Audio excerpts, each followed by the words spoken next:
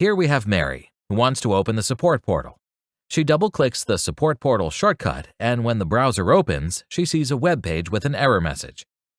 Mary calls the service desk for assistance, where the support technician opens the Virtual Technician module on the eProc Management Console and selects Shortcuts from the menu. In the Policies table, we can see that eProc already manages the support portal shortcut. We double-click the support portal policy to open the properties, where we can see the policy is only set to create the shortcut if it's missing. To resolve the problem, we set the override switch to on and click the OK button. Now, we click the Commit Changes button to apply the changes to all organizational computers. The commit broker processes the request, prepares the changes, and broadcasts the changes to computers. After the commit process completes, we ask Mary to try again. Mary double-clicks the shortcut, and the support portal opens.